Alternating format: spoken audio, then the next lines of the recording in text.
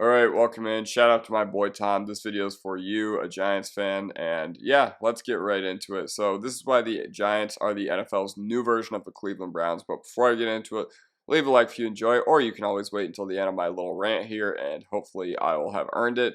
Make sure to subscribe. I'll be making NFL content all offseason long, and let's get right into it. So before I begin with anything about the organization, I just want to say the branding of this team is absolutely gross. Giants is a very generic name, and for being in New York, for being in the crossroads of the world, you would expect that the branding would not be as generic. Terrible jerseys, they just look really old. I know they got a modern touch-up, but I don't know. Not really a fan of what they got going on there. Regardless, MetLife Stadium is also terrible, soulless, and the field wipes other teams' rosters yearly. I have no idea how John Mara and Woody Johnson can't get together and figure that out.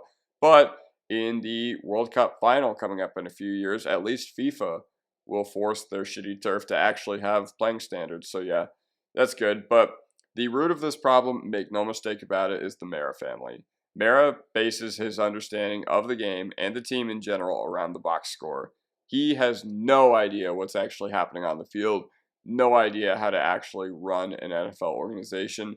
And for too many years, the Mara family has been involved with roster decisions and personnel. And granted, it seems to be taking a backseat as of late. But to be completely honest, John Mara, he just still is way too involved, at least more than he should be. So why are the Giants the NFL's new version of the Cleveland Browns?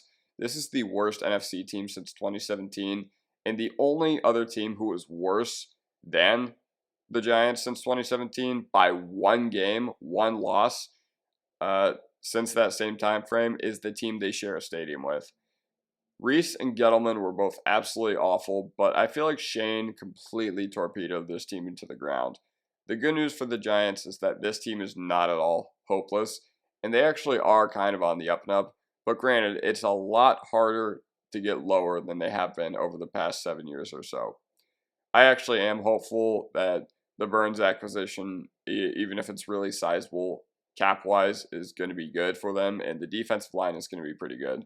But what's next? Shane Bowen, as someone who knows multiple Titans fans and is connected within the organization, not within the organization, but within their fan base, Shane Bowen was objectively a bad hire. The one thing I will give this team is that despite being a dumpster fire, they have hit on some picks, and I do think Dable is a solid guy to lead them going forward. But going back to the Giants, when they pick, and when they have whiffed, they whiffed bad. And that's one of the biggest microcosms of why this team is in the position it's in now. To the point where they have very little talent to compete in a very competitive NFC East. The Eagles have one of the most talented rosters year in and year out. Same with the Cowboys. And I know that they haven't won anything in the playoffs over the past few years, even though the Eagles made it to the Super Bowl. But these teams are more talented than the Giants could ever hope to be, at least in the near future. And the Commanders are going to add Drake May. And the Commanders got one of the most coveted executives over this past offseason hiring cycle. So yeah, it's not all bad if you're a Giants fan, though, because you have Dexter Lawrence, you have Thibodeau, and you have Burns now, and you have good pieces on the defensive line. That said, let's go back to talking about when they whiff bad. After 2017 and that absolutely abysmal year for the Giants, and the one that included the, Eli Manning getting benched saga, they were finally bad for the first time in a while. They went from being perpetually mid to perpetually bad. And with the second overall pick, they took Saquon Barkley. I don't even need to explain more. It's been one of the worst draft picks of this generation. They did not have the roster construction to support this pick. Very few teams do when they're taking a running back. Doesn't matter who it is in the top 10, but what the Giants did was an absolute atrocity based on how strong the quarterback position was at that draft. Jones at 6 the following year was complete garbage, and he is clearly not the guy, and extending him just based on him playing Ed Donatello's defense in the wild card round last year, I don't know. It's amazing what teams can talk themselves into when they get some positive variance in luck. And by the way, Kadarius Toney as a prospect had a profile littered with bad production and red flags, yet the two guys who wanted him the most were Dave Gettleman and Urban Meyer. And Evan Neal is also a total bust. Plays outside of his frame too much, turns like a tank, doesn't convert the power from his lower half into effective run blocking or pass protection. I don't know. Thibodeau, he's not really a premier pass rusher, but he's not a scrub either. He's a starting caliber player who can take advantage of good matchups. And normally it wouldn't be an issue to have a guy like that, except Tib is a 5th overall pick, which is why like 90% of the criticism exists. And he was getting legit top 3 hype as early as those way too early 2022 mock drafts that came out in the 21 offseason that had him, Sam Howell, and Spencer Rattler in the top 3. But if he were a 3rd round pick, we'd be singing his praises. 13 sacks is pretty hard to argue against. That said, I do wonder what his production would look like if Lawrence was not on the same defensive line.